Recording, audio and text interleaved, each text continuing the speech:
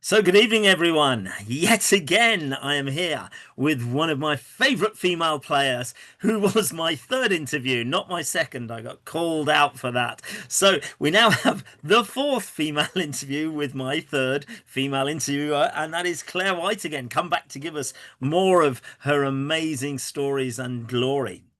Over to you, Claire.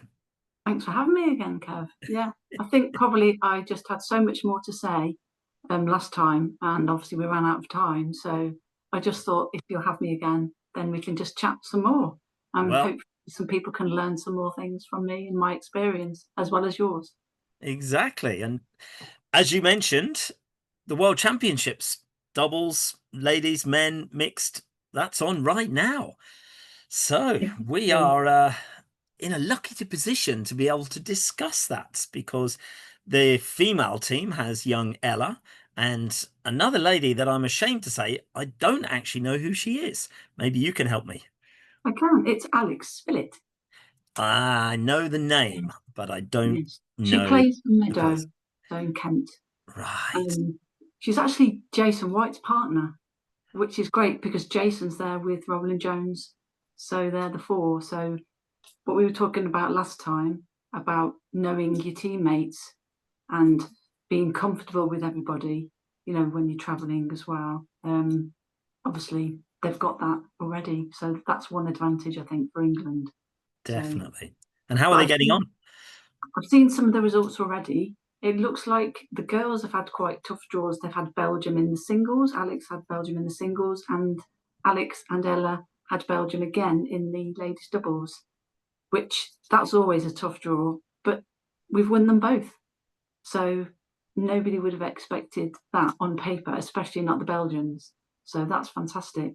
That's Um, I think the first game for the men's, Jason and Roland beat Austria quite convincingly. So I think they might have lost narrowly to Norway. So I like to keep on top of it and just see what's going on. So Oh, definitely. I was watching a bit of the Scottish first thing this morning and a couple of the Welsh ends, but didn't particularly end in no, particularly great scores. But that's the yeah, game. It's that's it. it's tough at the top level. So, and you know because you've been there. I So have been there. Yes, tell me I some know more stories. when you know, you're holding the England flag or the Great Britain flag in the opening ceremony and everyone's cheering and you just feel such a sense of pride. And I just remember smiling all the way around, walking around and all these people were there, a couple of supporters. It's just the best feeling in the world. So if anyone wants to know what they can do, what's the pinnacle, I'd say that's it. Try and, get to a world championships because there's nothing like it. So that's my tip. Yeah. It's an interesting one because I remember myself, Pat, Nick, and Matt losing when you couldn't swap around final game to go to the Worlds. And I sulked for 10 years because I couldn't deal with the fact that I couldn't play in that final game and had to sit and watch all our dreams of sail away with Pat's Boule that's still on its 49th rotation around the world. You know what? Sometimes you just got to let it go. It Yeah. wasn't meant to be. It was it. I don't I don't have the problem anymore. I don't twitch that much. I know. But sometimes it's like I said before, you get a feeling whether it's just going to be your day or your weekend or your tournament and the draw as well. Even this, like it's a Swiss system here, but obviously back in the day it was leagues and knockout. So um, I know winners play winners, losers play losers, and it's all about BHN and FBHN and what the opposition's opposition do means. That means you might be then better or worse, and it's kind of a little bit more out of your control these days, whereas it was in your control when you knew who the teams were that you were going to play from the start of Exactly. the competition. So that must give the British girls incredible BHN points, and it gets complicated, as you say, because I was trying to explain it to someone, and it's a bit of a situation with the BHN and then the losers, and who did they beat and how do so yeah. Maybe I do have hopefully an interview with Mike Pegg coming up soon, and I'm going to be quizzing him on exactly that and a Yeah. whole bunch of other things.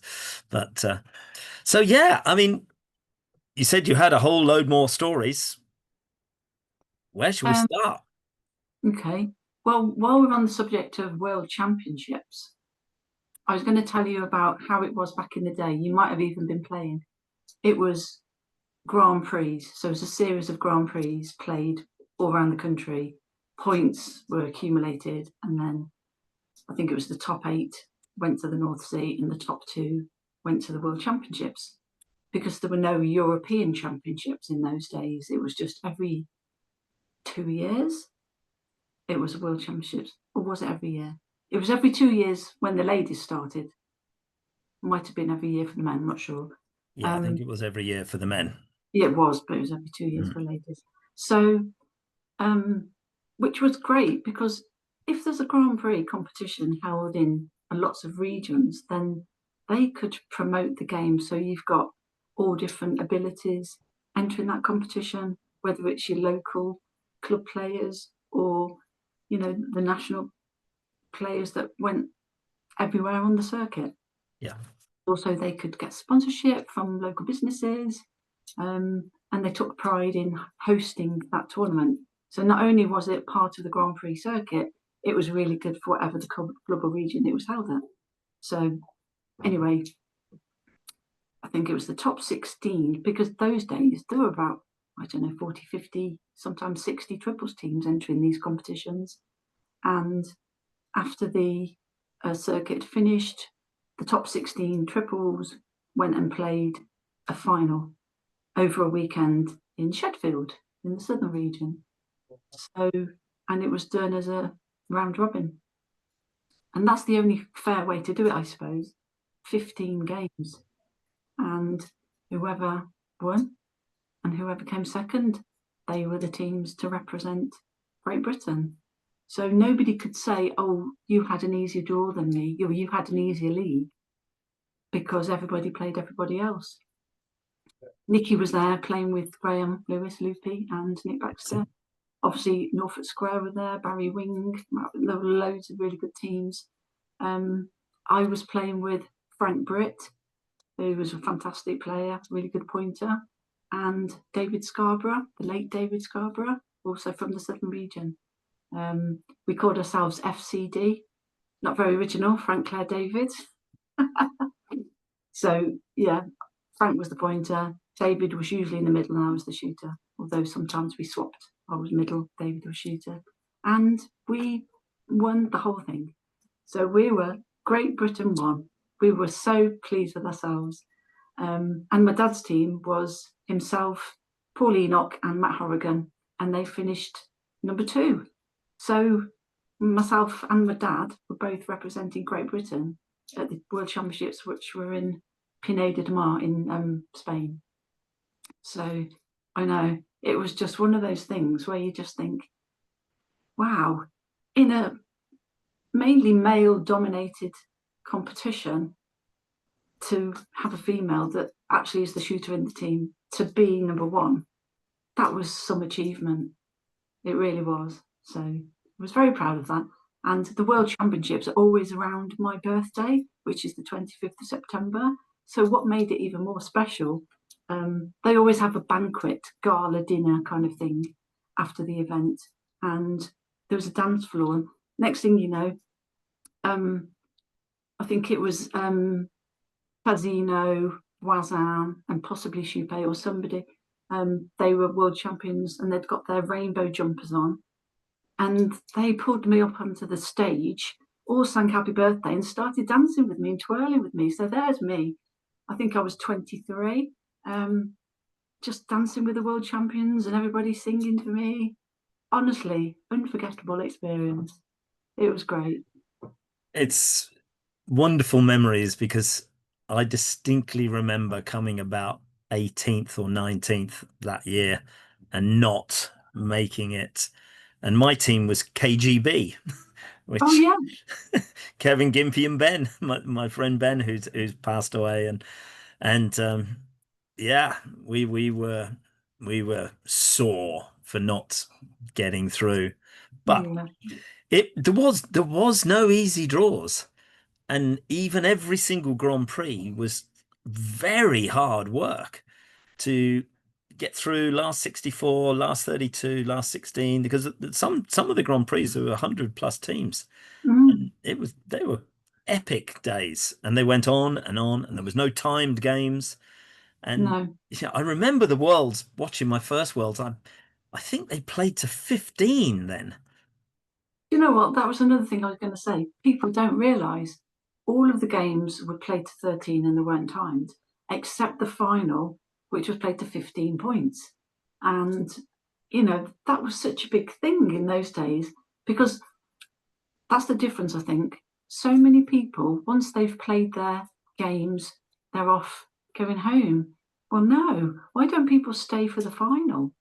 And then they might, I don't know, mimic a little bit of how it would be if they were playing in a World Championships, the crowd around them, um, and a bit more sort of pressure on the play. But most people are thinking, "Oh, I've had a long day. I need to go and drive home now." But also, I don't think many clubs have the facility to provide as much seating for people to come and stay and watch. So it's a shame. It really is. But I remember playing in France just on the campsite. If there were people watching, they'd bring their camping chairs and they'd just put up their chairs, and wherever you wanted to go, they were there circling you. And it was such a lovely, cozy sort of atmosphere, which made you raise your game and play better. So I think the atmosphere part of it is lacking a bit. I think it's one of the things that I really enjoyed playing at the Haycock, because I remember national doubles semi-final, myself and Ben, and it was a beautiful day, and there must have been 100 or so people watching both semi-finals, which were next to each other. And it raised everything. It added a pressure. You knew you were under scrutiny for every single shot, and people were jibber jabbering and, oh, he's going to miss this, and who does he think he is, and whatever. But it changed the game. It made it brilliant, quite brilliant. It was a beautiful setting as well, wasn't it? I It, remember at the outside terrains, but when you'd made it to the kind of what they call inside terrains, you knew you were doing you well in were the competition. exactly, and it still is a beautiful venue, but there's no more pétanque there, unfortunately. No. But I was there recently, and it's great to just revisit and see what the place was like. It's a very posh hotel now. I'm just trying to think about venues back in the day. Are there any that still exist? I was talking about Botley Butchers, Botley Grange, that Yeah, hotel. I don't know whether you ever played there. yeah, Um, Cobbitts. There was the Flesh Doubles. I don't know yeah. if you Flesh remember doubles played that. that. Yeah, Shedfield, obviously, with the Yes. pitches that went down like mad, and then across the road in the park, and Yeah, we've only got that part now, haven't they? I think it's yeah, called the yeah, Southampton City, yeah. Southampton Sports Centre was another one. I even played Doncaster on some sort of disused tennis court.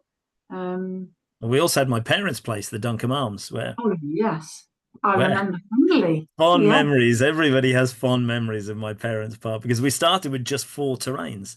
And then as the years went on, suddenly we had, I think it was 24, maybe 30 terrains, big tournaments, and it was great fun. indeed. And I remember I was there during a competition. And again, I don't know why, but it happened to be my birthday. And one of the local celebrities that lived in the village came and just kind of watched and sort of, I don't know if he'd promoted himself. He'd got some signed photos. And I remember thinking, this is great, isn't it? I'm playing in the competition. It's my birthday. And there's Barry McGuigan watching me. That's it. It was fantastic. I've still got Harry it. was the great guy. Yeah. Yeah. For those who don't know, he was a Northern Irish boxer, lived in the village where my parents' pub was, and we got him involved in lots of things. And people used to come from all over the country to play in Milton Keynes at our venue. And we had a great big army tent set up, and everyone was eating and drinking and lots of Italian food, and it was a hell of a competition. Everyone was great. I think probably younger people might know him from being on I'm a Celebrity, was it last year or the year True. before, which is very humble man, Yeah. very passionate about his family, and yeah, Yeah. he's lovely. But that's just another occasion where it doesn't really matter about the petanque as such. It's what you do afterwards and the people that you're with, which means quite a lot, especially over the years when you just think, oh, I remember when we played in the first Ladies World Championships. It's everyone's traveling on the coach together or they're eating together, and you just get to know people. And the coach for Holland, Toon, we got to know him, and obviously that was in 1988. um, I gave up for 20 years. I saw him again about 30 odd years later when I was coaching the juniors, and he was there, and it was just as if we'd seen each other the day before. It was great. I think there was a foam party going on for the kids, and he said, do you fancy going to the foam party? So we went to this foam party and just chatted away. He's one of the guys that normally goes to Coates. I don't know if he was there this year. There wasn't any Dutch contingent this year. But he was, I don't know why, but that was the thing that he used to do, probably with his wife. Um, but yeah, that's one person. And somebody else I could mention is somebody that you met. So when we used to play, we started off playing for Coventry at the Burn Post, and then we played in Moseley and Birmingham. And this French guy came along because his wife or girlfriend at the time was studying at the university, and his name was Freddie. Um, he was great, honestly. We played competitions together. He was very encouraging of us, and he even came to the campsite in France to come and play with us. And you met him quite recently. Exactly. And I'm playing with him in 2 weeks Wow, in France, in Provence. We're doing wow. one of the nationals, and it's a funny story. I'm in Lyon. I'm on my own. I can't play in this competition. It was out of my jurisdiction. So I said, "Can I film?" No problem. So I'm filming away one of the very first videos on Petanque Coach YouTube channel, and I'm commentating in English about the play and the strategy. And the guy turns around and he says, "Are you English?" And next thing I know, we're having a conversation, and he mentions you, and he mentions your dad, and he mentions Nikki. And I was like, "Where is my phone?" Grab my phone. I was like, "We're going to do a video. We're going to send it right here, right now." And it was shows you how small the world is, the petanque world. And it was great. You loved it. He loved it. He looked after me that whole 3 or 4 days that I was there. Couldn't do enough for me. It was Mm, his way of saying, in his words, he's giving back to me because you guys gave so much to him when he was in the UK. And that's yeah, remarkable for decades later. That exactly. reciprocity, it's delightful. Yeah. And also, it might have been 2 or 3 years ago, some of the people from Petanque events went to the Marseillaise. And you know how many people go there? 12,000 or so. And he noticed some tops that might have said England on or something. So he stopped these people and said, "Ah, I used to play in England back in the 80s. I don't suppose you know Barry, Nikki, and Claire, do you?" And I was like, "Yeah, we did." And it was him again. So There you go. You see, you're intergalactically famous, the Scott family. I mentioned before in my previous interview about the Dutch girl Karen de Jong, married to Gip His. They both used to organise a fantastic competition in Mosaic. Um, and oh gosh, I've just lost my thread of what I was going to say then. Perhaps it'll come back to me. Well, Um, I'll carry on talking about Freddie because Freddie and I, as I said, we're playing in a couple of weeks down in the National, one of the big nationals in Provence, with Eddie as well, Eddie Collin from London. So we're going there, me with a little bit of French, Eddie obviously fluent in French, and Freddie fluent in French, of course. And we're going to have a great time. We're going to play. It's an 8 day competition. There's a different one on each day, and they're all held at this magnificent place in Nyons, right in the heart of Provence. So I'm really looking forward to going there, checking it out as a venue for other events for me, and maybe a Petanque coach takeover next year. I don't know. We'll see. That Because sounds great. a week's worth of competitions would be phenomenal. And it's a lovely town. So I've just remembered what I was going to say. good. It was in Mosaic in the competition in Belgium, and I was wearing my London shirt, and a Polish lady came over to me, and she said, "Ah, London, England. Ah, do you ever go to play in New York?" I said, "I do." And she said, "My daughter lives there." I said, "Who's your daughter?" She said, "Kasia Sliz." And I was like, "I played against her like earlier in the year." So Violetta, her name was. And just sometimes that's what it is. It's maybe something on a hat that you're wearing or a shirt or something that makes people have connections all around the world. So it is a very small world, the Petanque, global Petanque family, isn't it, really? The thing is also is that you don't lose touch with people in some ways, in terms of you can not see someone for 20, 30 years, and then you see them and it's just like you're back playing at Copthall again, playing at Shedfield, all of these things. Mm, Your mum's funeral, as sad as it was actually lovely to see people like Paul. You mentioned Paul. I hadn't seen yes, Paul for 35 years. And he's like, damn, you've got old. I've gone, yeah, so have you. It was fun in a very sad occasion. yeah. And Mm. also somebody else, I don't know if you remember Danny Brock from Yeah, Norwich. yeah, Yeah. So he was there, and probably once or twice a year, we probably have a phone call on our birthdays or Christmas. yeah, And it's great. It's as if I spoke to him yesterday. We have so much to say, a bit like us two, really. Um, exactly. we said we're going to try and organise a Petanque reunion, from everybody back in the day. So if Wow. you're interested, probably in London, because everyone could get there. I don't know, probably the beginning of summer or late spring or something. So hopefully the weather will be okay. Yeah. Just to connect and just reminisce.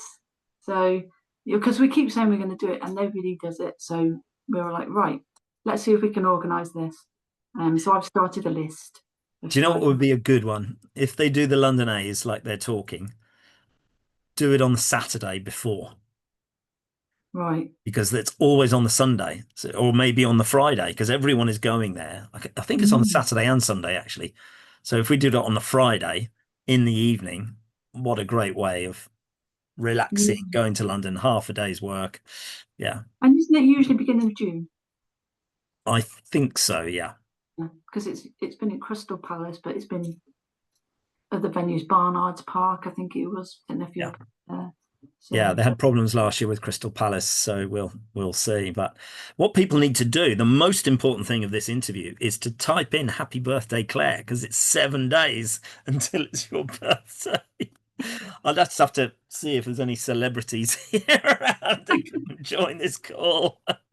yeah, it's a tradition. Someone will do something. Some celebrities No will. doubt they will, or some celebrity will comment on this video, and it's you never know. Mr. Rocher might take some time out with Sario and just say, "Let's say hello to Claire."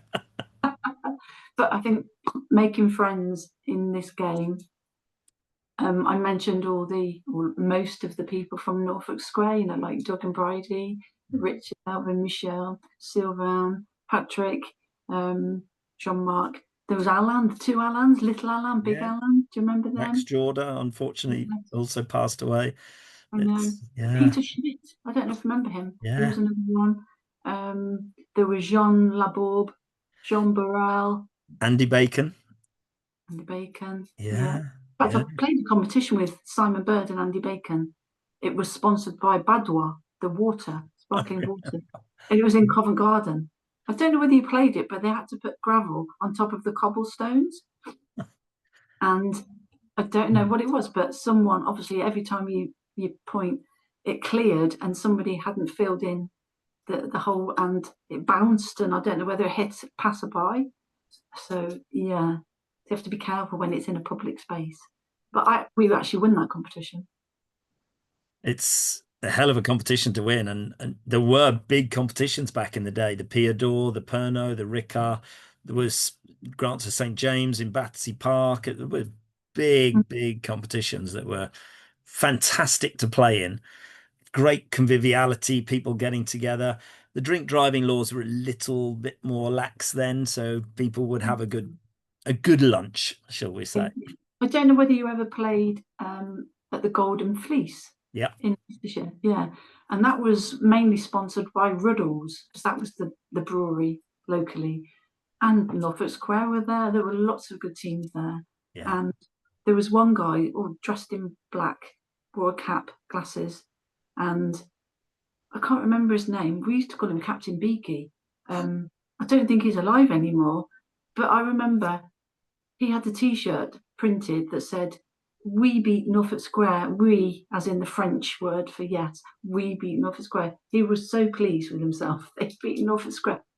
Had a T-shirt made, but that's how good they were. Yeah. Everyone just wanted to beat them. I'll tell you a funny story of myself, Gimpy, and Ben when we were playing in Towerlands. And I think it was semi-final against Richard, Michelle, and Sylvain. And we were something like 12-3 up. And we had four ball in hand, and Richard only had one. And we were really ribbing him. We've got you, we got you. We're going to take Norfolk Square down. And Richard, in his very fun way, was not phased at all because Richard was the real serious one. Michelle was falling about laughing. Sylvan thought we were mad. We were just young and didn't care. And Richard's like, no, no, no. Put this beautiful ball in. And of course, we missed four times. And we ended up eventually losing to 12. And it was a We, very painful loss because they upped their game. And they were mm, like, you've had your chances. You didn't take it. We're going to take you down. Great lesson. yeah, we were really good friends with Richard Alvin. He lived with his mum in a Yeah. flat in Bayswater, and he he told us that he used to practice shooting on his bed. So I didn't think he put something at the end of the bed, and then so you can play and practice anywhere. You don't have to have 10 meters. You just need to have a little area or something where you can just throw some ball. But yeah, Not very good at lobbing inside, but certainly no. shooting. Yeah, I definitely. remember playing in Moat Park in Kent as well. And it was, sometimes a grassy area that can get really muddy and they kind of put like a patterned concrete effect on it. Hmm. So it gives grip. I remember turning up somewhere and it was like that. And I was thinking, how on earth are we expected to play on something like that? But they're all different types of terrain. Yeah. Yeah. Some of the best memories I had were playing on the most impossible terrains in France when I was younger and when I used to visit a lot, like I'm reminiscing and doing now. And I used to turn up and I like, how am I supposed to play on this? And I would just have to step back and just watch the locals who play on it every day. And then I'm thinking, but how can I even play that shot? It seems impossible. But you have to change. You have to Mm. adapt. One of the Otherwise, guys, you look very bad otherwise. do you remember Patrick Tavignon? Yes. He played with Jean-Marc quite a lot Yeah. from Arles in the south of France. And he was another one that came to visit us when we were at the campsite. And there was a double, so he was coming to play with my dad. My dad had registered and he hadn't turned up yet. So he said, "I'm sorry, my a teammate will be here soon." And they were like, "Oh, it's okay, it's only the English. Whoever's got them, they're not really bothered." Anyway, he turned up looking like an Englishman. He had like almost like tartan plus fours on, like golfing trousers. And he looked very English with socks. And he said to my dad, "I'll speak English, the whole time. So they don't know that he's French." Anyway, they were playing on this really tricky part of the campsite, and basically tarmac. And I remember the cosh was on the top of the hill, and he told my dad just to point down the bottom because obviously, what's the point of pointing up? It's just going to roll down. So that's what he did. And they were there trying to come up, and then it would roll down. And I think they got the last ball on, the French team, just at the top of the boss, as they call it. Patrick comes in, bearing in mind he was late, he hadn't shot a ball, made a carreau sur place on this ball, and it was spinning on the top of this hill. They were all of a sudden they took notice, and my dad and Patrick beat them quite easily. Then after the game, he started speaking French, so they knew. And it was just classic, you know. Someone thinking we've got an easy team, they haven't even turned up yet. English, Yeah. but yeah, just fantastic. So you've obviously had great experiences in playing in these games, and we talked about hindsight as well the last time we spoke. And I sort of caught you on the hop then a little bit, but have you thought any more about hindsight and situations where you could have done something different? Um, Particularly, I've probably thought the other way. I've thought how, when you're in a bit of a mess in a game, how do you dig yourself out of it, basically? So I think it was the first interregionals that was at Hayling Island, playing for the Heart of England. I was playing with Patrick and Jean Denis, who are my good friends now. It's the first time we'd played together in an interregionals, and we were playing on the car park terrain, so it was the ones near the hedge, so very short terrains downhill, and some of them had manhole covers in, so they were very kind of undulating, so very tricky to point.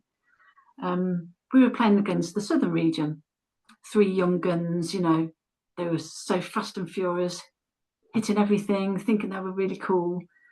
All of a sudden, we found ourselves 12-0 down.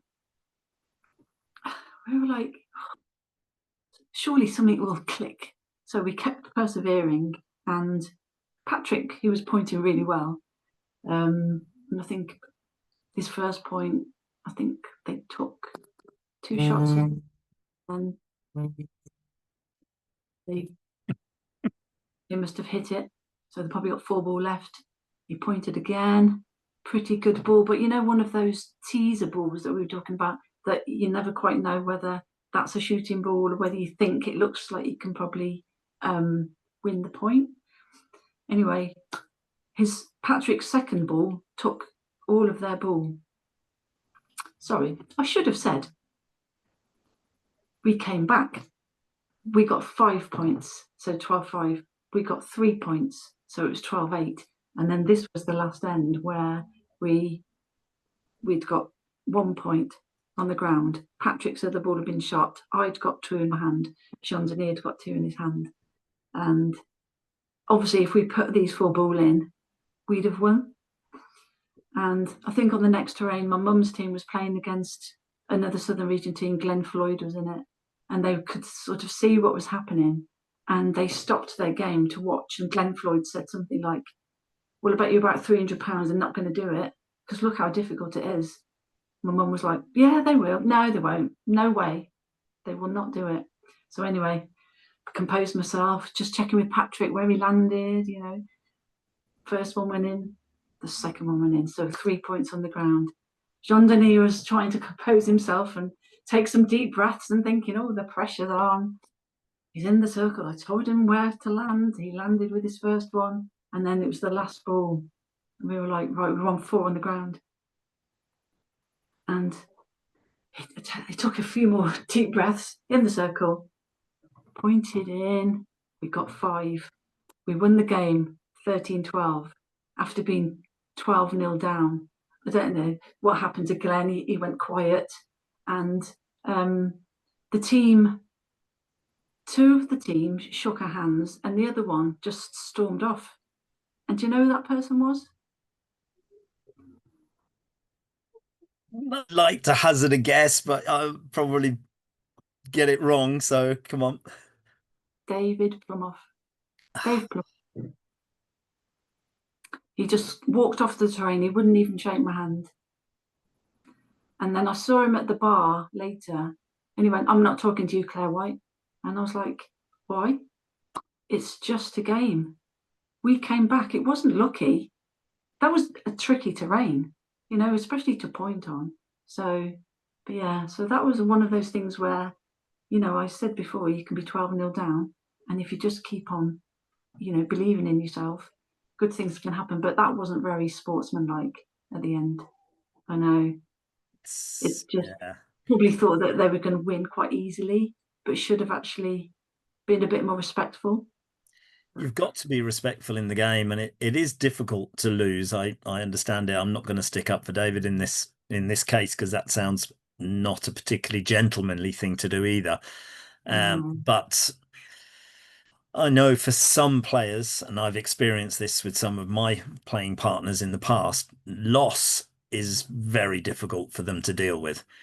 And instead of reflecting and finding the lessons and the gold, because there is always gold, even in losses, uh, mm, they often get clouded by anger and frustration with their own play, with luck, whatever it is, that they can't open the curtains to see, oh my God, if we'd done that, hindsight, if we just locked down a little bit more, whatever it is, it can sometimes change things. But the game's never over until you've hit 13. exactly. You can be 12-0 down and still win, as you've just articulated. It you must never, ever, ever give up. I It's a do change in weekends. momentum, isn't it? As I Yeah. say, they were playing quite quickly and hitting everything, and it was just going their way. And it's the arrogance and the confidence. Fantastic. You need that in the game. But then when we started to come back, we got 5 points, which we worked hard for, especially when you're 12-0 down. And then we had another 3 points, 12-8. All of a sudden, you know, it all changes, doesn't it? Like we said. Um, then they're under pressure when they're shooting, and then all of a sudden we're getting some more confidence. So if you've got ball in hand and there's a chance that somebody could win, you need to take it because you might not get that second chance. And they probably, like Glenn Floyd, didn't think we were going to do it. So even more It's frustrating. interesting. As you know, I play a lot in France, and there's an awful lot of cochonnet shooting that happens, save the end. And I played in a particular game, I think it was 2 weeks ago, and 4 or 5 ends, I hit the cosh to keep us in, keep us in, keep us in. Great. Everything's great. We're still in the game. We're still in the game. This particular end, we dropped two full. We're absolutely nowhere. I step up. Right. I've hit 5 or 6 cochonets. I'm going to do it again. Miss. Not by much, but still a miss. Okay. Now we're in trouble. Shoot again. Miss again. Oh, we've still got two ball left. The other guy shoots well. Please shoot. Hit that cochonet. Save us. He misses. Ah. Now Mm, we're in deep, deep trouble. But final ball, he puts a beautiful ball on that actually sits right next to the cochonet. The other team have got four left, and we end up getting 1 point. Just the way the ball and the cochonet moved down the terrain, they kept hitting it, kept moving, it kept moving. You could not have written what happened. It blew my, and the other team just fell apart. They, mm, what do we do? We can't, we're fighting against the luck gods. And I get a lot of, oh, you lucky Irish toe and rack, in France. 'Cause I've always got my green Boules cap on, and it's the Irish, yeah, green cochinet. So, but you do need some luck in the game, don't do you know, you? luck goes both ways. Mm, Sometimes it's maybe more one-sided, but there will be games that you'll play in and you'll have outrageous luck, but you won't remember that. You'll always remember the luck that went against you. mm. And sometimes as well, it doesn't, it's a bit like karma, bad karma, good karma. It doesn't always come in the game, it might come later on in the competition. If someone's been fortunate a few times, then you'll get that good fortune later on. It's interesting because Jack Nicholas, not Jack Nicholson, as I said the other day, I keep doing these faux pas. He used to say, the more I practice, the luckier I get. And it's Very true. I'm pretty sure it was him who said that. Because if you put the work in and the efforts and it's proper measured practice, the luck almost comes to you. Mm, it It's the does. confidence thing.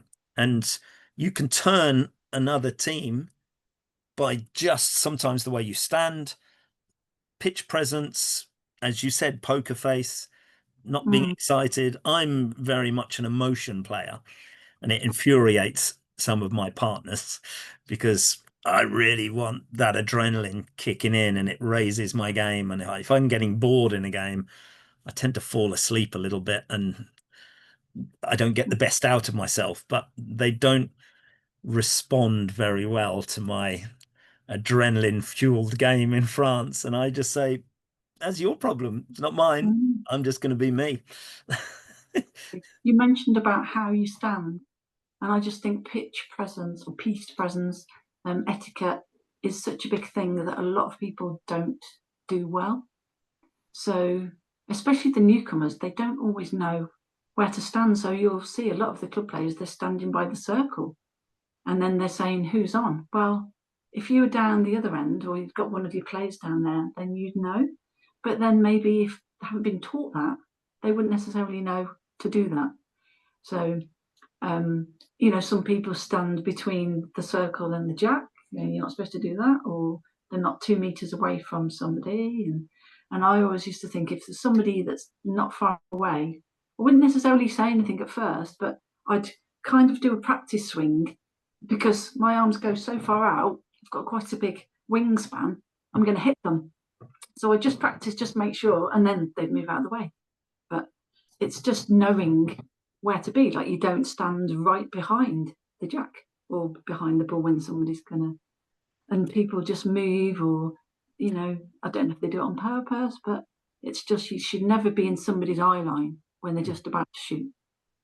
But you can also protect your shooter because if there's three people here in the background, you can stand in that eye line to protect your shooter if they're in the circle from any movements they might do. They might wave to their friend, anything might happen. Standing either side of the cochonnet when there's a big shot going on is very good pitch presence Mm, because you're protecting the person in the circle, taking away anything that maybe the crowd is doing, and it's almost like a funnel straight to the shot that is in hand. And it's also good shoulders back.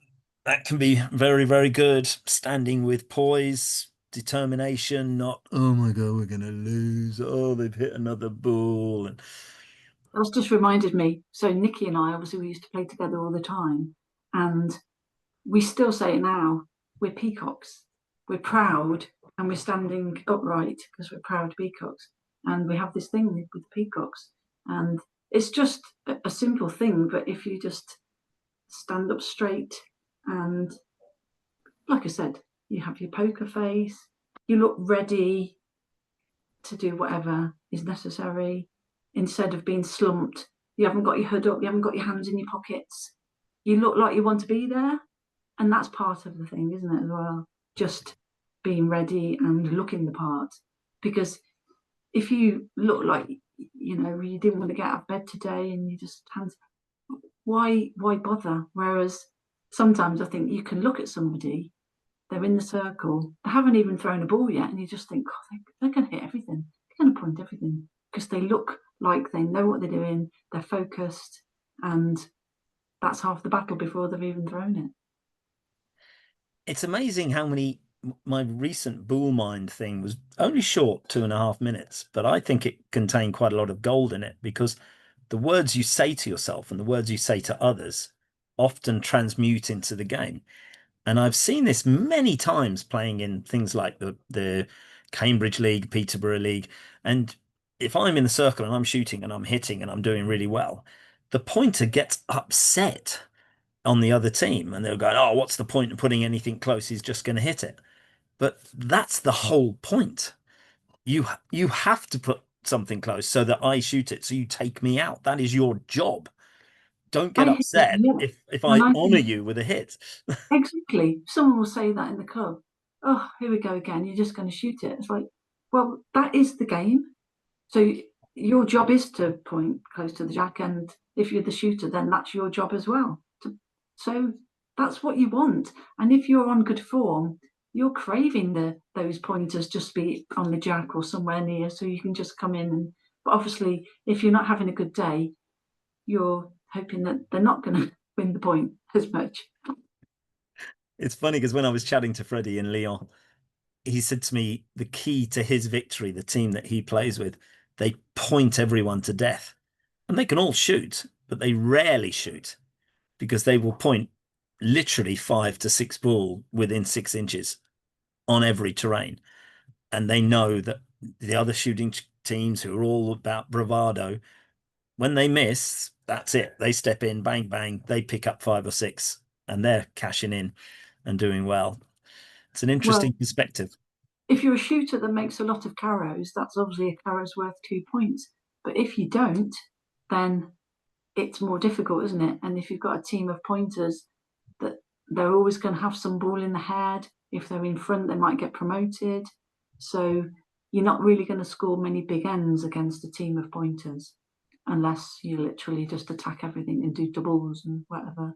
So, but yeah, interesting.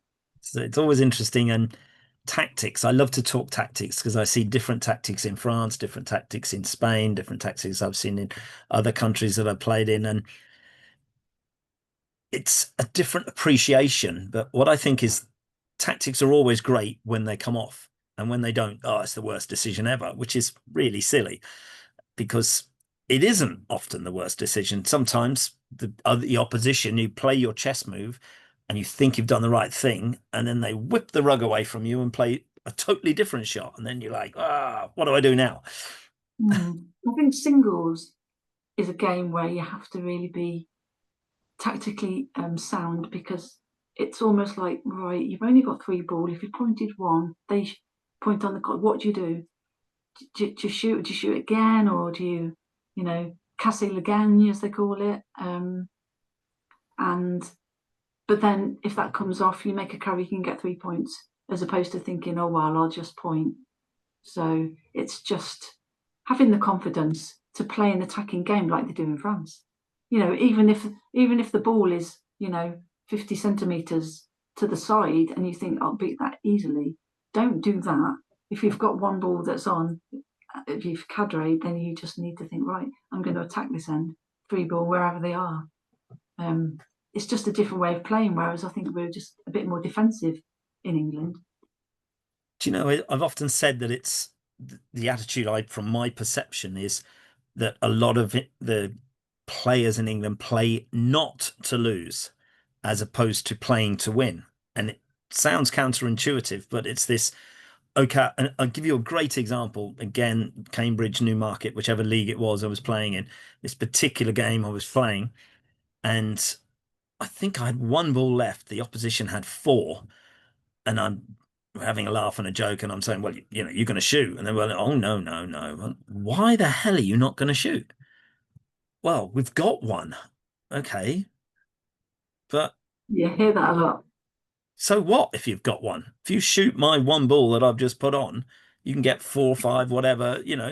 Oh, no, no. I said, you'll live to regret this. And they did. So they played their 4 ball in, got absolutely nowhere, went in with the 1 point that they had. Woohoo! Let's have a celebration. I was like, you could have massacred my team there. Oh, but what if we'd missed? Well, so what? Still have to Mm. play the game. You It's can't. a very defensive mindset, that is, Very isn't it? defensive. And I think, like you say, it happens a lot. Lots of club players are just like point, point, point, and they can point really well. They can point onto ball, Yeah, um, but I think they just need to expand a little bit. So if that's all they want to do, that's absolutely fine. But why not try and point to promote ball, or try and point to move the cosh back, yeah, or try and sit on someone else's ball? There are different aspects of it. exactly. So that, you know, I'm not saying you should shoot, but if you can't, then there are other aspects of the pointing game that can be really effective as well. Um, I remember watching a massive game in Cherbourg recently. No, sorry, it wasn't recent. It was last year in November. and it became a game of the two phenomenal teams of both brilliant shooters, but also both brilliant pointers. Samuel Lamar was in it, and it became who can point the furthest from the cochonnet. And it was Mm, like, right, I'm 3 meters short with the first point, and I'm looking at it going, and I've got it videoed, thinking that is atrocious. And then the other guy just points 2 inches ahead of 3 inches, 3 meters short, and another guy points 2.5 meters to the side. I'm scratching my head thinking these are brilliant players. Why are they playing so appallingly? And it became a cat and mouse because they knew if anything was close, it was just going to get carried. So it was like, mm, who's going to make the mistake by looking really bad at being 2 meters away? Very interesting tactic. mm. And also for them to play so short is because if it is hit, then it might be nearer the gosh Exactly. rather than being behind, Yeah. which, yeah, we know what it's like when you've got a ball behind. It's Well, not this really is. a game, is it? I remember watching Lacroix in a game once on YouTube. I'm see if I can find it. The cochonnet gets hit at 6 meters and it bounces back to them, and it's like 3 meters 10, and they have to play, and they've got like four ball each, both teams, and they're going, "Oh my God, if we miss here and we're on camera." It's, it was great. All the crowd were absolutely loving it. It was, yeah, a hell of an end to watch. Doesn't happen very often. I was going to say normally the kosh goes further than Yeah, obviously coming closer. So, yeah. and when you pull off shots or points that are really far, it just makes you feel great, doesn't it? Until someone comes along and just hits it, and that's it. Bless. So, any other greatness that you can help Well, the I players out with think from your extensive knowledge, because it is extensive? one of your questions was about resilience and challenges, and did I have any of those in my career? And I did. So it was when I was 16, in 1984. I had scoliosis, curvature of the spine. So I had to have a spinal fusion operation. So I've got a titanium rod fused to my spine, Wow. and I was in plaster cast for 6 months. So, but because I was so keen, because I started playing was 13, 14, I was thinking, well, that's not going to stop me. So I played with a magnet because obviously couldn't really bend, and I was a little bit restricted, so I couldn't really shoot, but I could still play and I could still point. Um, so yeah, that wasn't easy, but that just shows you it doesn't matter what your I don't know injury or setback is. It's still possible, even if you can't do it to the extent of the play that you would like to do. You have to pare it down a bit and just think, right, what are my capabilities now?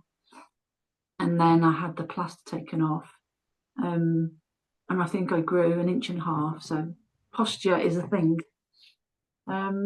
And I was even more determined. I think, right, I've missed, kind of a good 6 months of not being able to play properly.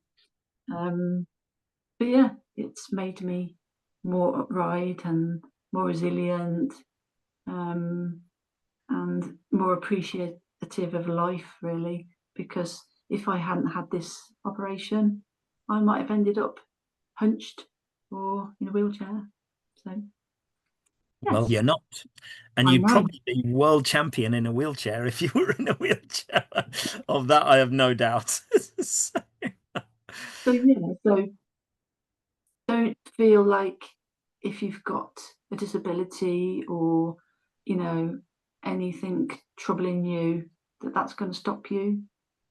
It won't, it shouldn't, and there's Do you know, always it's somebody funny. around. It's funny you say that because I convinced my mum to start playing again, and she went down to the local Milton Keynes club, and she hadn't played in a long, long time, and she didn't particularly get on very well because it's very tough terrain in Milton Keynes, very slopey, very fast. And she came back with, she spoke to me recently, a different mindset. She goes, "I've been watching your videos."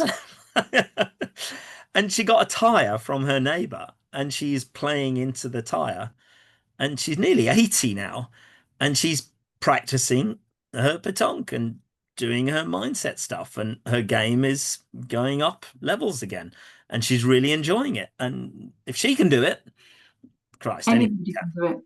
Anyone can. I know. I remember when we first started playing, and the local radio station did an interview on, the family. Um, and at the time, we used to say, well, anybody from the age of 8 to about 80 can play. And now my dad's 82. So you just think, and beyond. And then we've got people in the club, 90, 91, fantastic, Yeah, still going. If you exactly. can still hold a ball, throw a ball, you can still play. Should And be with no these, restriction. the new indoor ball that are available, that I'm going to get a set of those myself because I suffer with my hands in the winter really badly in the cold. So I'm just going to practice indoors. Maybe get my bed set up like Richard did. Yes, that's what it. Just swinging your arm, just hitting some ball, just yeah. It's Um, funny, we talked about the London A's, and you mentioned Patrick and and John, and I played with them in my first London A's. Never met them before. I just got put with them. Delightful gentlemen. We had really good fun. We got through to the last 16 and got battered, but it didn't matter. And then the following year, I went back and I was playing with my friends from Cherbourg, and we draw Rob de Haan and his two German friends. And this was in the cadrage. We'd both won two games, stuck into a cadrage. None of us could work it out, drove us crazy. And it was raining, and it became a game of who could play the least badly. yes. So neither team were playing well. And the only reason we beat Rob and his is because we actually had more fun being atrocious, and they were so serious and they had high expectations, they couldn't cope. And myself and the guys from Cherbourg are just laughing and joking. They're chucking back pastis like it's going out of fashion. It's raining. They haven't got any waterproofs. They're totally unprepared, but they had a great time.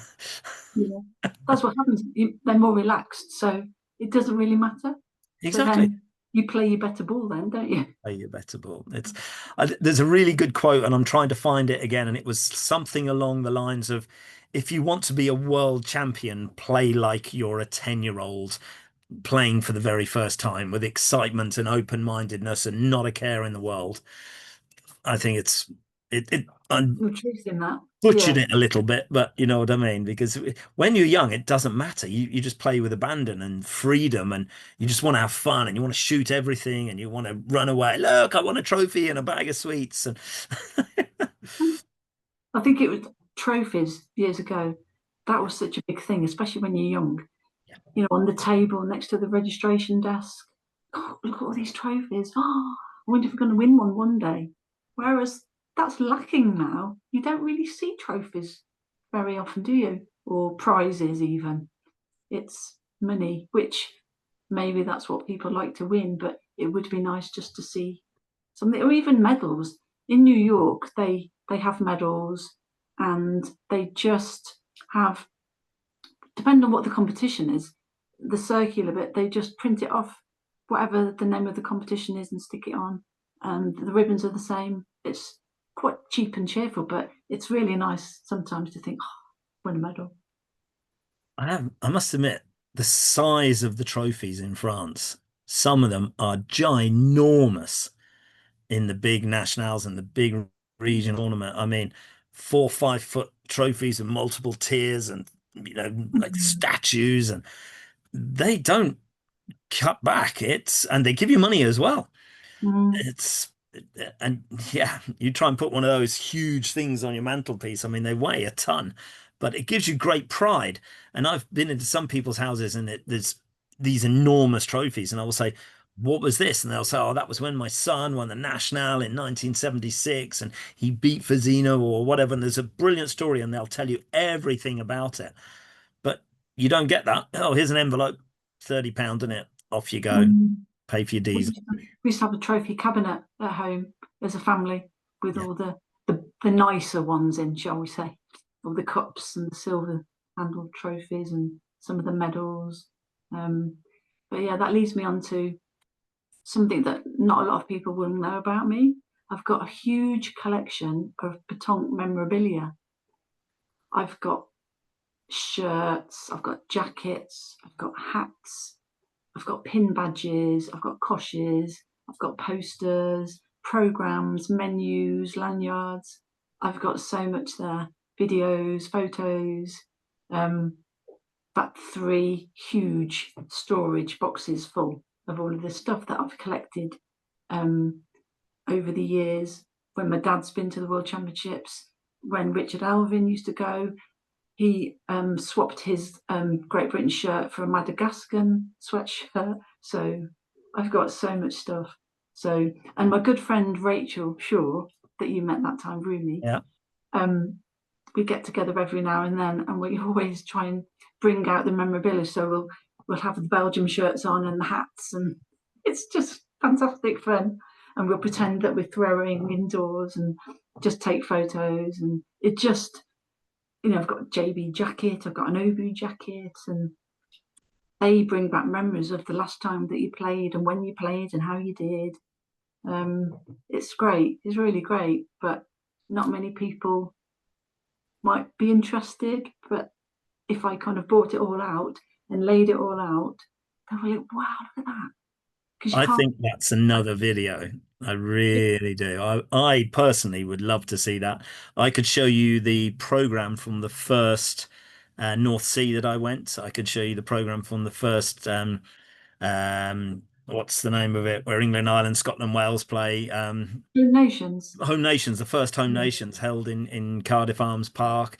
I've got photos of us, like so many photos going back over the years, and some are more flattering and some slightly less. My mum has plenty of photos of when we used to play in the Duncombe. I think I'm going to need to get some sort of a collage thing out and talk the stories about them. And interestingly enough, Lynn Chiano messaged me. Do you remember Lynn? I do. I do Yeah. message. Yeah. Lynn was having a clear out and she has sent me a cap signed by Philippe Cante that was given to Dave.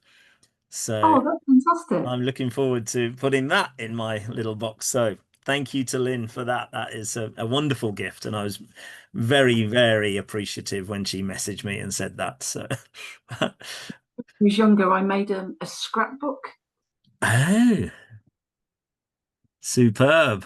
and Okay. then on the back, I did a palmarès, so you can see all my achievements when I There played. we are.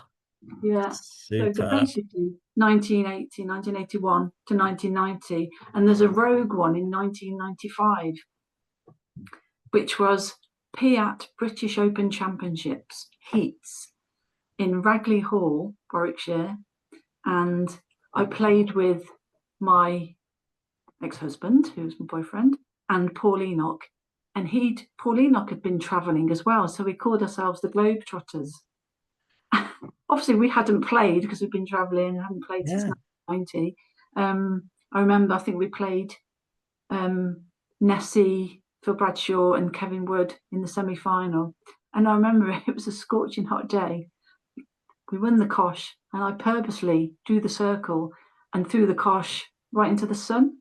So it becomes more difficult to point or shoot when you're looking at the sun. Yeah. And we beat them. And then we had to play, I think it was Simon Bird and Carolyn Ian Barnes in the final. And we won. So we won the whole thing, which was fantastic, seeing as we didn't really play and we'd never played together before. So, yeah, I've got here aged 28 years. Oh, very old. But yeah, I've got clip, lots of different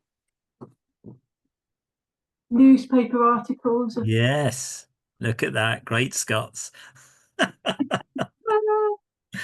Oh, it's wonderful to see. Yeah, that one there, look, Yes. that's when Mum used to That play. was your mum used to play. She was a great player as well. She was a great supporter as well, which I often think is overlooked by a lot of people. But your mum was always like, "Oh, Kev, do you need a drop of water?" And I wasn't even playing in the same game as you. Oh, oh, here's a jacket. You look a bit cold. And she was just delightful as a lady. She really was. That's Thank you. yeah. When we played in Moseley in Birmingham a few years, I got friendly with a couple of players from the Solihull Pétanque Club, which was not too far away. So just me, not the rest of the family, played for Solihull for a year or two. And they were really supportive when I went to play in the World Championships. And somebody had drawn a picture. So I don't know if you can see that.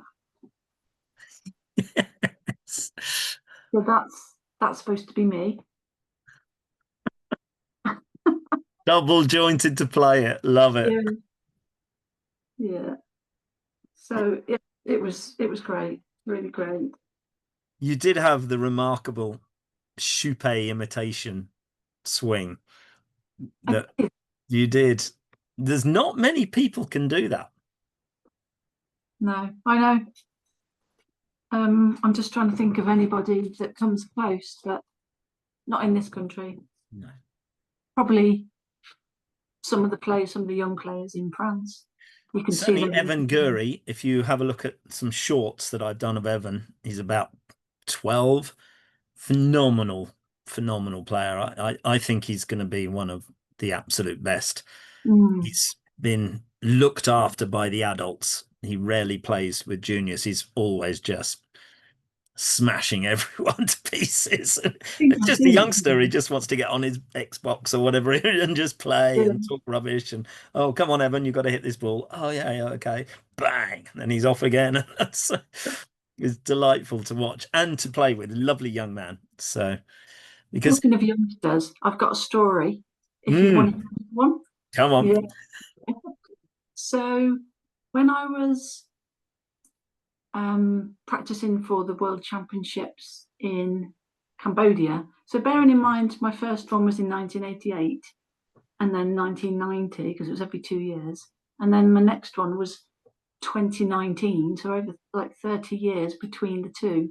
There aren't many sports that you can do, represent your country in a World Championships like 30 years apart. Yeah. So anyway, I was practicing at the local terrain, and then one day, John Geddes said to me, "I've got a terrain in my garden that's floodlit, so if you want to, you can just come here every week and you can play." So, and at the time, his daughter Jane was up and coming, playing for the juniors, and some of his friends were there as well. So I used to go and play, which was a really good help in preparation for the World Championships. Now, their other daughter, Amy, this was about 6 years ago. She would have been about 10. Um, she was rarely there because she always used to do gymnastics, but sometimes she was there.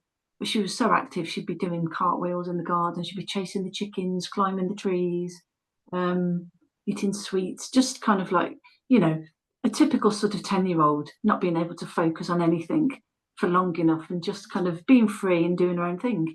Anyway, one night, um, so it was, and Claire Geddes as well. She didn't really play much because she was usually ferrying Amy around, taking her to gymnastics. She played a little bit. Anyway, so this one night, Ewan Cameron was there as well because he used to be friendly with John Geddes, used to play in the Mhm. same team. So I said to Amy if I could get hold of her long enough before she started climbing under the tree. I said, "Come here. Why don't we challenge your mum and dad and Ewan to a game? So you, me, and Jane." Um, she was like, "Yeah, yeah, okay, okay." Jane was up for it. So I said, "But you've got to promise me something. Don't talk to them. Don't even look at them. If they ask you a question and it's about the game, like what's the score or something, then you can answer. But try not to make eye contact. And just concentrate on what we're saying. We'll stand as a team, and if we win, or if you do really well, then you can have some sweets at the end of it." So that was a big incentive for Amy. Anyway, she started off, not too bad, but not, she was pointing, not too great. But then with a bit more encouragement of where she's landing, it was great. In the end, Jane was playing really well as well. And then we just had that bond going. Um, and the encouragement when somebody's done a good point or a good shot, that's really important. And she didn't talk to them, she didn't look at them. Honestly, so professional. And have a guess who won that game. Was it the adults or was Of it course us? it wasn't. We won. Yeah. She was delighted. So was Jane. Honestly, she got her Brilliant. sweets. But what I'm saying is, for somebody that didn't really play, and if you can focus and be with the right people, good things can happen.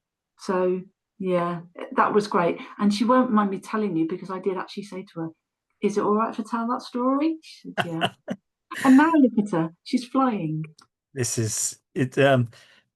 You'll remember, or maybe you've watched Jamie Lewis's interview when he was talking about when himself and Catherine when they were young, and it's just um, some of the things like, oh, you'll get some sweets if you hit this shot, and you can buy a takeaway on the way home if we win this £1,000, and it's remarkable. And I remember there has been some great young players that have come through the game. I remember going to my first junior championship, and it was all the way down in Kent. And Kevin and Richard with it, the twins were a Yeah. formidable force, and there was a great collection of really young players who we're now very old, but the depth in the youth then was remarkable. And I remember coming away from that thinking, I thought I was a good player, but I've been humbled. And then I went to France and I was like, I thought I was a good player. And now I know I'm a really bad player. And then I just had to keep spending more time in France to get better at a young age, which I could. No responsibilities, no, worries about everything. And it became a life, which it They is now didn't. again becoming for me.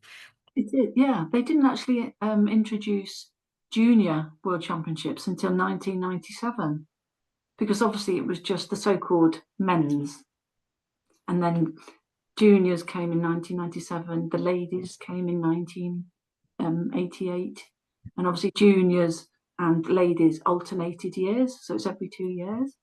Um, but yeah, so I remember I played in 1988, the first ladies. I played in 1989 for the so-called men's, the GB1. I played in 1990 for the next ladies. So, and at the time when I played in the so-called men's, I did feel a little bit uncomfortable because the men didn't get the opportunity to play in the ladies, but the ladies could still play in the men's. So that was a little bit controversial at the time.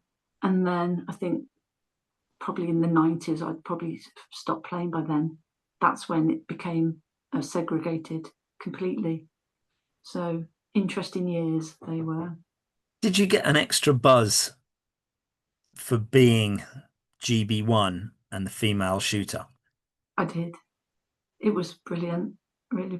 Even just the practice terrains, you just kind of going around, got my arm like this.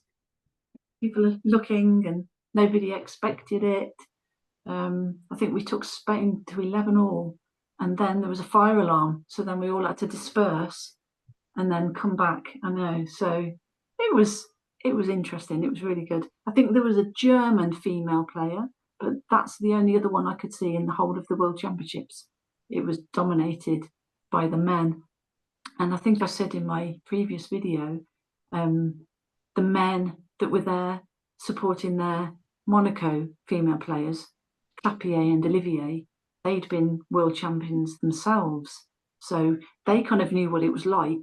So they were trying to sort of help and support as much as they could to their female players. But the fact that they challenged Nikki and I to a game was just honestly off the scale, awesome.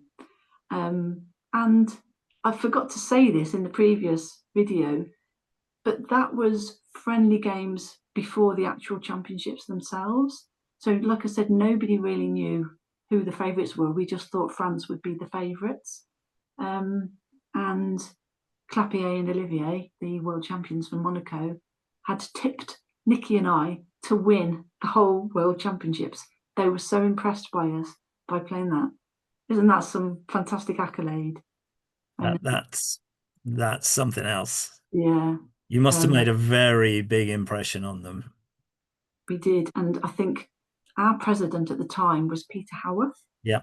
and he had a letter from the Belgian president, Leo van Creveld, who organised the World Championships.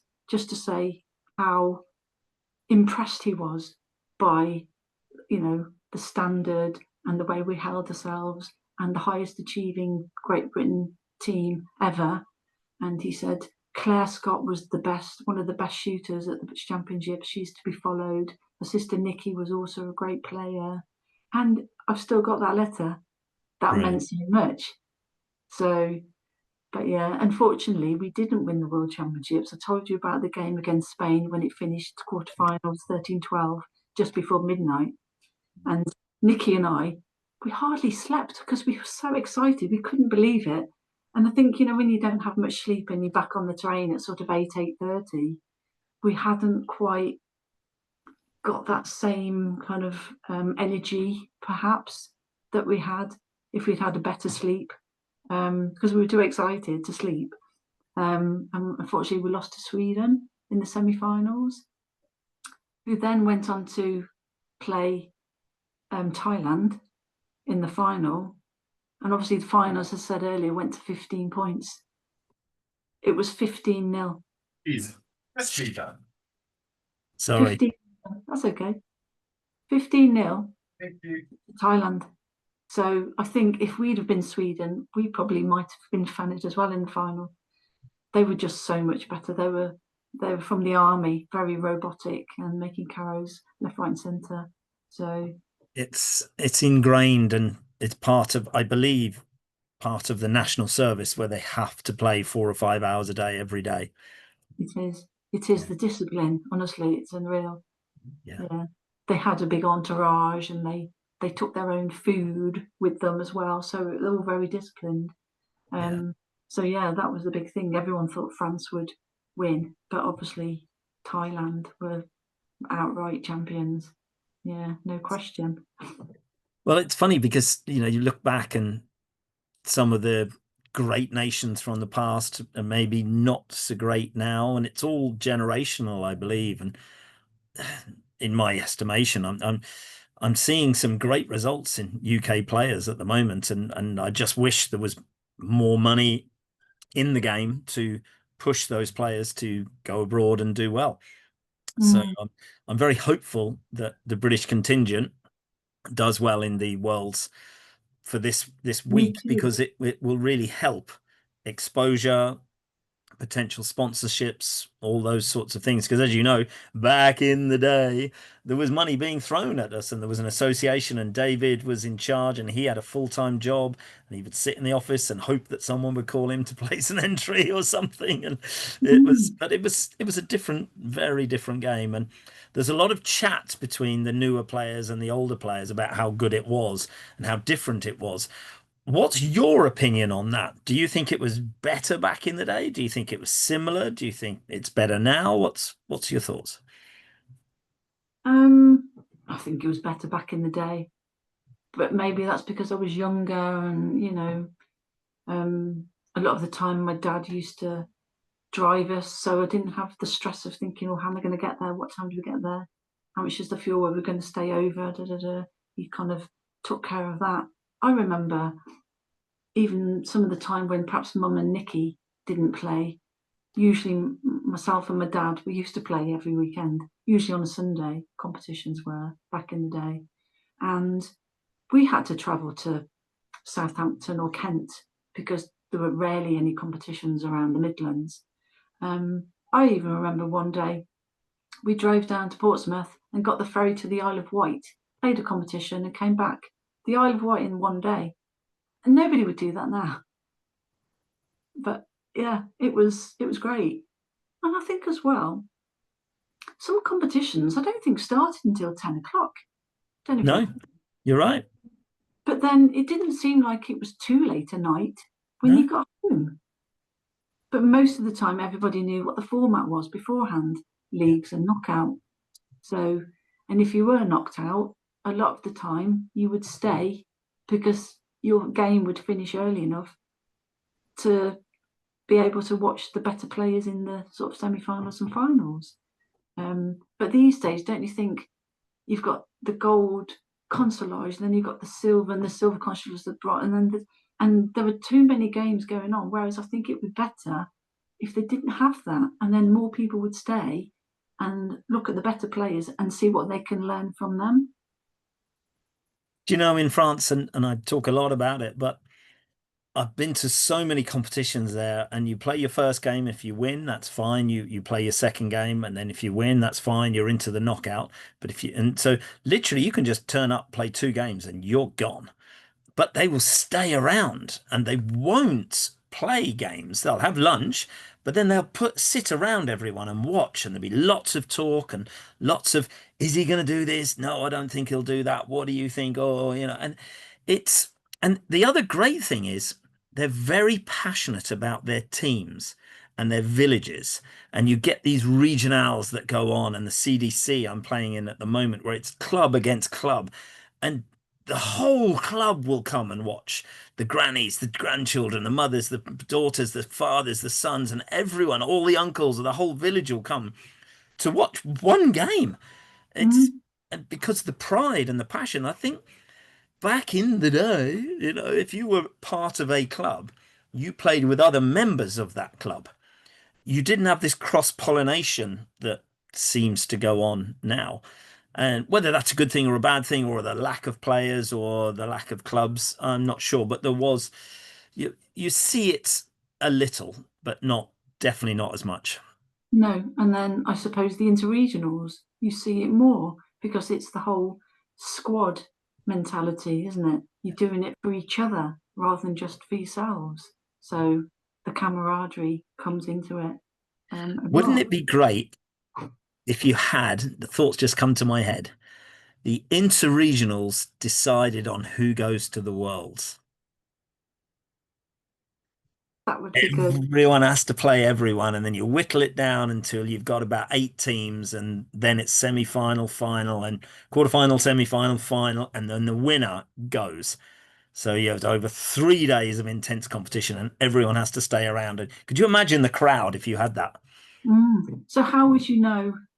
Because obviously there's 8 teams in the division. So how would you whittle that down? Would it be the best teams? Because some of the best teams aren't playing at number one. No, So, but yeah, I know from the squad that wins. from the squad that wins, if you've won 10 out of 12 and you're Yes. in team 7, doesn't matter. You're up there. And I- also the fact that if some of your teammates and of the other squad have finished their games, they will all come round both sides, and that is what I was talking about earlier. Having a bit of an audience, having some people to applaud or intimidate, perhaps depending on who they're rooting for. Sometimes you get the neutrals, but it doesn't really happen because there aren't that many teams that go to the competitions anymore to create the atmosphere and the buzz of the audience participation, which is a big thing or can be. As I said about the Spanish crowd, the clapping before, and it's a bit like football, isn't it? If you've got the home crowd, the football fans can lift you, which is not very good if you're the opposition, unless you know how to dig yourself out of a sticky situation. So, but It's yeah. interesting because I was watching on Netflix last night the thing with the boxing promoter Eddie Hearns, and you saw the 3 extremes of snooker, boxing, and darts. And darts, the volatility of the whole crowd screaming at someone just before they throw a dart, and just the way that they use that energy and project it into their whereas in snooker, deathly quiet, no movement allowed, no one allowed to say anything until the shot is played. And then in Mm. boxing, everyone just screaming and baying for blood. And I remember seeing the closest I've seen to that in Petanque was a couple of years ago. Tanguy Penin was there, and a whole bunch of others. And there was this big influencers competition where all these people who were not Petanque players were put into this competition where there was various people coaching them, shall we say. It's And it his birthday today, by the way. I was I sent him a message, yeah, with a photo because he came to Predator a couple of years ago. So yeah, it's great ambassador for the game. But there was 1 million people watched that in 24 hours on YouTube, and thousands of people there to watch people who were not good at play pétanque. And a girl, I remember this girl, very attractive, kissing her ball like she was giving it luck before she played it. And then when she got close, she was like, "Yes, it's the power of my kiss." It's like, no, you're a loon. You know? But it made for great TV. Mm. It really did. And if there were Pe- more things, almost back in the day, there was pro amateur fun tournaments. 32 teams would turn up and you'd get put with maybe a youngster or maybe someone in their 70s or maybe someone that was their first competition that day. They had leisure ball or plastic ball, and you have to take the plastic ball off them and say, "Here, have my second set." And you'd have to talk them through everything. But everybody had a good time. mm.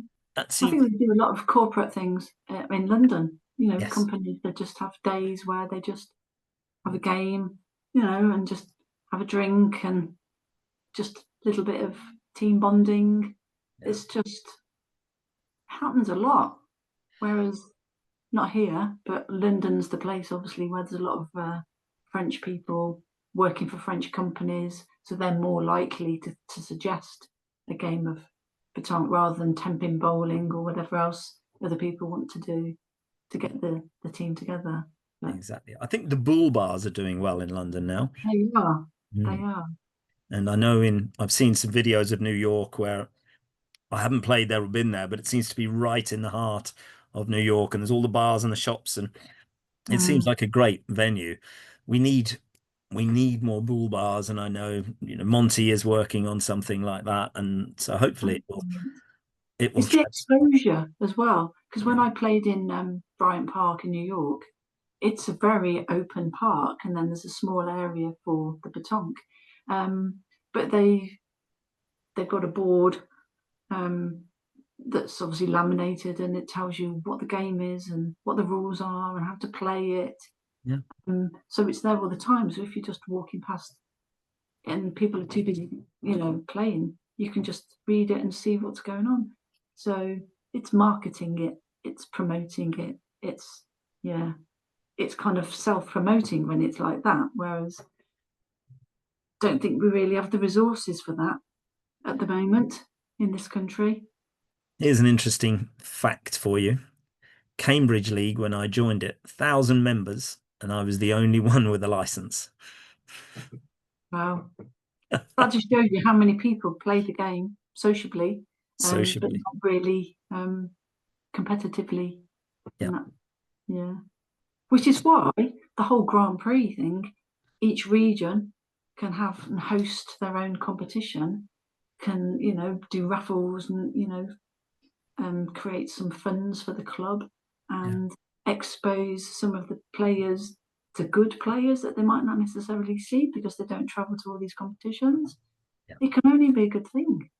Um, you know, I went with Matt Blyton to Moffat last year, up playing in Scotland, and we had a great time. And there was so many players I've never seen or heard of, and it was wonderful to meet with them, play against them, listen to them, have fun with them. Beautiful weather, which was, I believe, a little bit unheard of at that time of year, but it was a great weekend. It was sold out this year, otherwise I would have gone again. But it just showed the previous year they did such a good job at Moffat that the next year it sold out in literally 2 weeks, I believe. And that is what that shows the power of good organization, good club, good passion, good people putting things together, and they've done very well. So, chapeau to Moffat. It's mm, a little one from me. I enjoyed it. mm, Whereas some of the others, I think there's a tiredness sometimes in the game, and there's an expectation that everything is going to be wonderful, and sometimes it isn't. And sometimes these rules around timed games and people change the rule, and they say, oh, you don't have to play an extra end, and then you do, and so people get confused, and then people just do what they like. And yeah, it's really simple back in the day, it wasn't it? was. Everybody knew. Like I said, leagues and knockout. There were no time games. The final plays to 15, and that's how it is. Everyone knew the rules, so it was just enjoy it more. And if you've got a tough league in Grand Prix 1, you knew you had another 3 Grand Prix where you might not get a tough league. And you have Exactly. to be the best to be the best. So what if you get a tough league? Fight, Mm. fight Mm. and dig deep. Yeah, you knew that you were going to be very unlucky to get top teams in every single Grand Prix. So hopefully you could get some points in each of them to bring you up into the last 16. But Exactly. also some of these competitions, oh, you know, when you think, oh, how did you do? Well, we won 4 games or we won 5 games. Oh, so you won the whole thing. Well, no. How many games did you play then? 5 out of 5. So you said you won 5 games out of 5, but you didn't win the whole thing. No. Was there a final? No. Why not? So you can't have 3 teams winning 5 games out of 5 and not. It's just ridiculous. So snakes and things like that, I'm not really a fan of. I'd rather someone say to me, "Yeah, this is the competition. This is what we're doing." At least then you can go away and think, "Oh, I made it to the quarterfinals," or we lost to the winners, or we won 2 games in our league, or even just the system where if you've got a league, if you win all of them, you win the gold. You lose one, you win the silver. You lose one, you win the bronze, and do it like that. At least everybody knows. But say it from the start. Don't change halfway through. So, but yeah, it's not rocket science. It certainly isn't. And everything has been tested and tried, and there's never any perfect solution. There's always someone who's going to whinge and moan, and that's just that's just life, I guess. So Mm, I think the most important thing, as you've said many times, and I'm going to reiterate, is to enjoy yourself. Because if you're enjoying your game and you're enjoying your life, and it's just a game, it's there to have fun, to be competitive, to beat yourself and become a better player than you were the day before. Because you can't do anything about the opposition, you can't do anything about the weather or the terrain, or it's just you against you in the circle throwing that ball. mm, exactly. I mean, and as I said before, it's the friends that you make, the friendships that are formed. Um, just thinking about Whittlesea, Yeah. play there. Nick and I are still the undefeated UK indoor doubles champions because we won it and there's never been an indoor doubles since. So we still hold that title and it's not on the EPA website. Oh, but it was just somewhere great. It wasn't a great place Yeah. because obviously the bowls section had, the luxury, um, but it was just very nice over the winter months to go once a month to play if you're lucky enough to get in because obviously there are limited terrains, and yeah, to sort of catch up with everybody again because obviously it's a bit seasonal this petanque English season, isn't it? Yeah. So over the winter months it was a bit cold, but it was great. Some great games. But people hardly supported it. I know, it's crazy. Madness. It was great. I just remember my first time when I started playing again was in Hereford. I think I told you that last time. And one of the first people that introduced themselves to me that I hadn't met before was Tony Flapper Richards. Mm. And great guy, it was lovely to see him. And then I think he came to a competition the following week at Whitnash. So I saw him there. And then he introduced me. He said to me, I've got a friend that she plays league mainly. She doesn't really play in many competitions. I think you'd just get on great with her. So, and I remember playing with her at Whittlesea, and that was Rumi, that was Rachel, sure.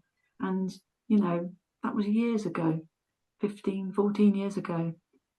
She doesn't really play much anymore, same as me, but we still meet up every now and then and we just have a great time. It's not really about the petanque anymore, but that just shows you good friendships can be Yeah. formed and also relationships.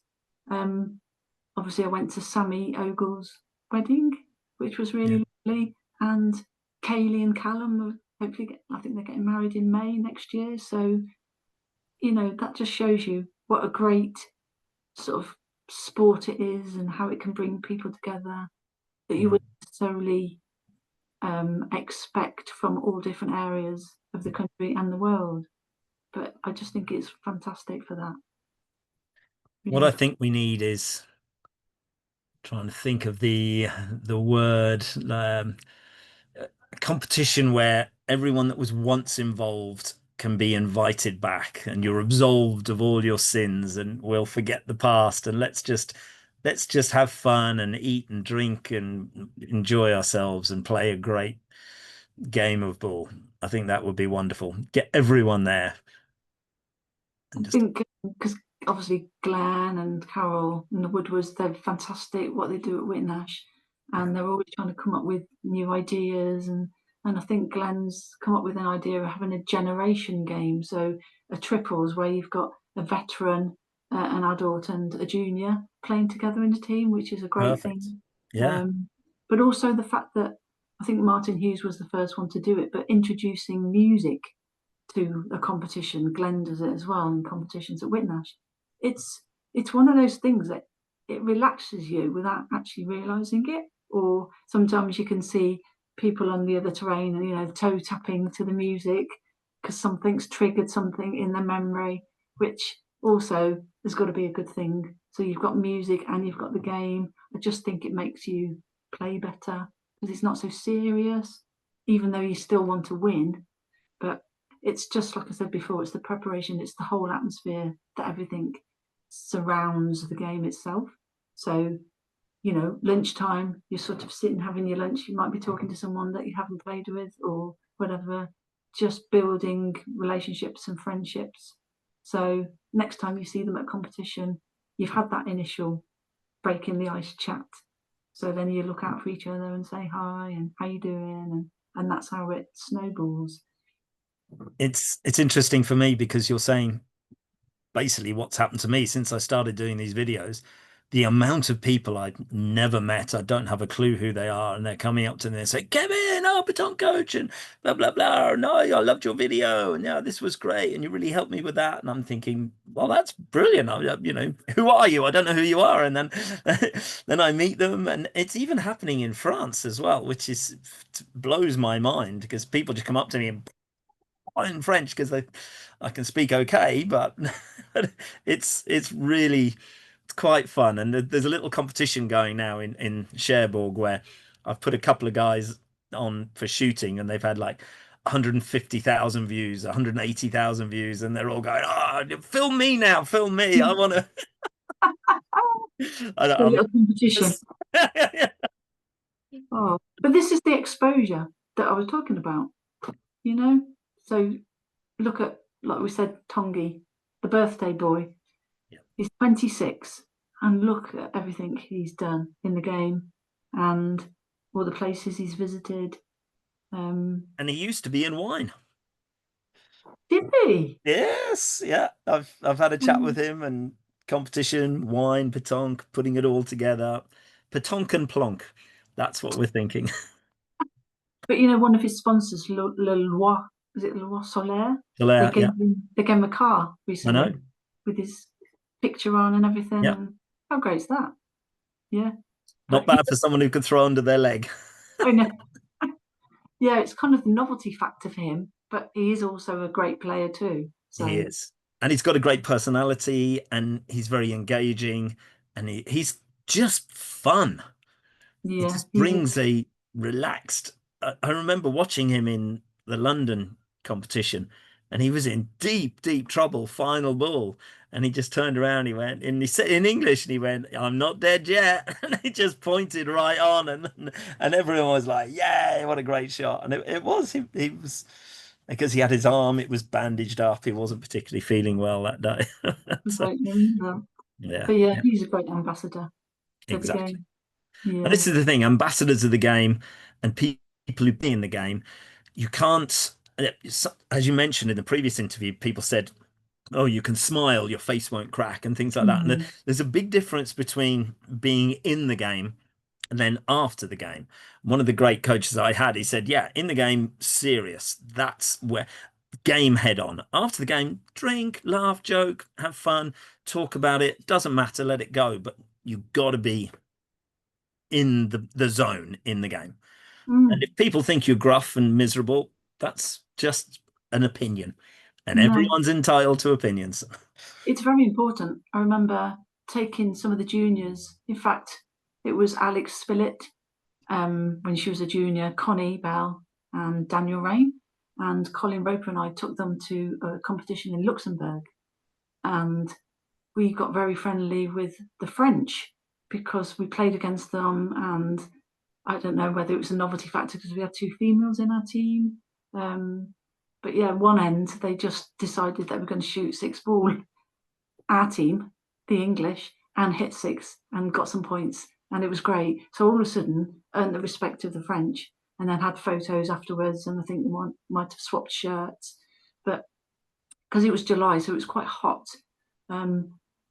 Tyson Molinas, he was one of the guys in the team. And then, so undercover on the benches and the dining area, because it was so hot, they were all in the shade. So their coach, Florence Trelu, I don't know if you know her, female coach, she made sure everybody was in the shade and just relaxing.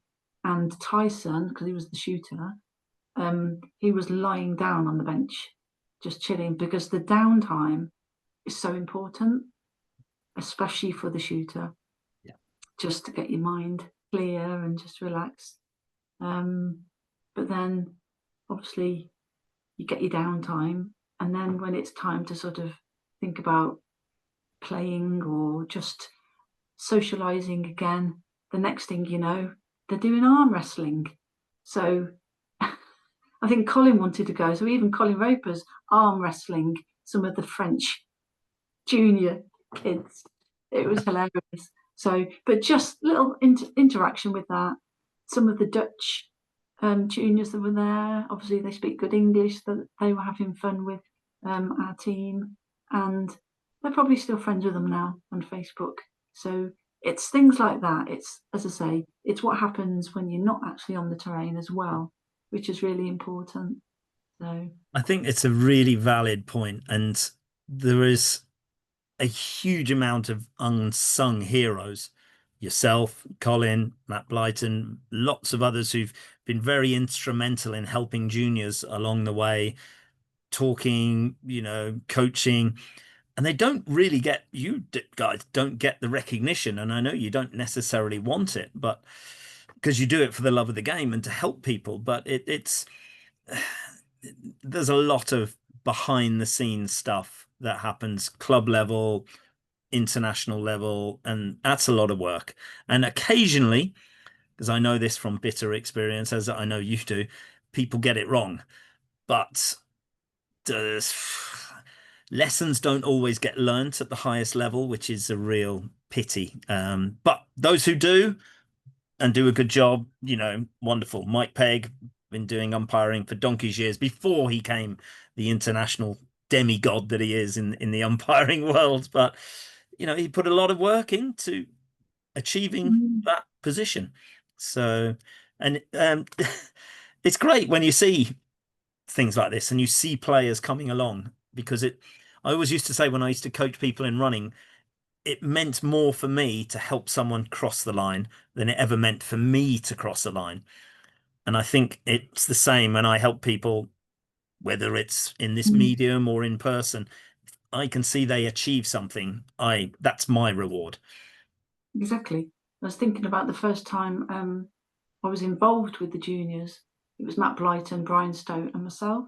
And we took 8 juniors to an indoor competition in Holland. So getting on this train, that train, and travelling with us. And the youngest of the players was Alex Spillett. So, and we arrived quite late. So most of the other juniors went for a practice. And I just sort of sat down with the bags on the side of the train. And she sat next to me and put her head on my shoulder. So I kind of like, because she was obviously young and she was getting tired. I said, it's fine. And just having that kind of comfort and camaraderie, because you're away from your parents, it's a big thing when it's your first time. And now look at her. She's playing in Rome in the World Championships. I'm so proud of her. So she's come a long way, but it's great. It's and of course her parents are great players in their own right, but I think they've moved away from the game, but they're still great players anyway, Tracy and Kevin. So yeah. We know her granddad better because he used to play Scouse Dave. Safe Turner. Yes, of course. Scouse. I Definitely. haven't seen Scouse for God knows Yeah, how long. yeah. Still playing, I believe, in Kent. I think so, Yeah. occasionally. So Apparently Pat Watts is still playing somewhere in the world, in the UK. There's a name from the past. no. I'm All gonna these people. see if I can dig him up, find out where he is, and get him on the Petanque. Listen, Claire, you have been so generous with your time. Truly appreciate it. We've gone off on every tangent and road, and you know, we've got to do another one because I've got to see this scrapbook and it's, whether we do it in person, you know, one day or whichever. But you know, I want to thank you again, not only for your time, but your knowledge, your dedication to the sport. Just it's always a delight to talk to you. So I will put this up and we'll see how many millions of views you get from this one. And I'm going to see if I can get Nikki, although Nikki did say to me, she's told all the good stories. You know what? She told me that, and I said, "Yeah, but there were so many little details that I've probably missed out, and there are so many stories that you know, which will come to mind once you start thinking about one. That'll lead to another one. So I'll try and encourage. In fact, we're going to Greece on Sunday, so I'll have a chat to her then, and then see if there's anything else that we can come up with that might Well, be. part of my job is to tease out the gold. I'm sure I can. Yeah, but I've enjoyed sharing everything with you and anyone that's listening. And if they can learn anything or think about how it was back in the day for us and just think, oh, I wish I was playing petanque at that time. You know, just like I said, my scrapbook or my memorabilia that I might show you just might trigger something. And someone else might think, oh, I'd like to start a collection of coches or shirts or Collection something. of envelopes with £20 written on them. Anything, yeah. All right Brilliant, then. Claire. Thanks once again. I'll see you on the piste, hopefully soon. Hopefully. All right then. Okay. Thanks. Take care. Cheers. Bye. Bye. Bye.